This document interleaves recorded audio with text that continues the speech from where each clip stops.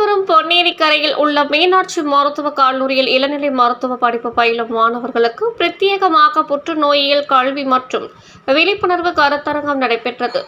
இந்த தனித்துவமான நிகழ்ச்சியை தமிழ்நாடு புற்றுநோய் உயர் அறுவை சிகிச்சை நிபுணர்கள் சங்கம் தொடங்கியுள்ளது.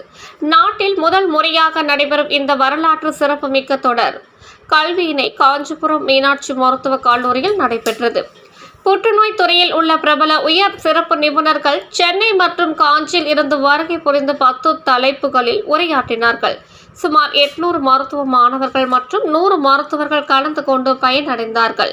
இதன் நோக்கம் இந்த இளம் மருத்துவர்களுக்கு வழங்கும் புற்றுநோயியல் கல்வி மூலம் பின்னாளில் சமூக வேளையில் அவர்கள் மருத்துவ சேவை செய்யும் பொழுது புற்றுநோயினால் பாதிக்கப்படும் பொதுமக்களுக்கு தக்க வழிகாட்டுதல் அளித்து உரிய நேரத்தில் உரிய சிகிச்சை பெற வழி செய்ய முடியும்.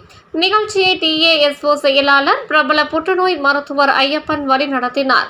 மீனாட்சி மருத்துவக் கல்லூரி டீன் முதல்வர் தலைமை தாங்கினார். ஏற்பாடுகளை துணை முதல்வர் மருத்துவர் ஈஸ்வரி மேற்கொண்டார். கண்காணிப்பாளர் மருத்துவர் பூபதி பங்கேற்றார். இந்திய மருத்துவ சங்கம் காஞ்சி கிளை தலைவர் மருத்துவர் மனோகரன் மற்றும் அரசு அறிஞர் அண்ணா நினைவு புற்றுநோய் மருத்துவமனை இயக்குனர் மருத்துவர் சரவணன் சிறப்பு விருந்தினர்களாக பங்கேற்றனர். கல்வி நிகழ்ச்சியை காஞ்சிபுரம் புற்றுநோய் அறுவை சிகிச்சை நிபுணர் மருத்துவர் பாலமுருகன் ஒருங்கிணைத்தார். இந்நிகழ்வில் ஏராளமான மாணவ மாணவிகள் கலந்து கொண்டனர். Or in the foot, or in the penile cancers, sometimes in the vulva or in the back. Anywhere, if you find an ulcer, that is because of the cell loss. Pathological diagnosis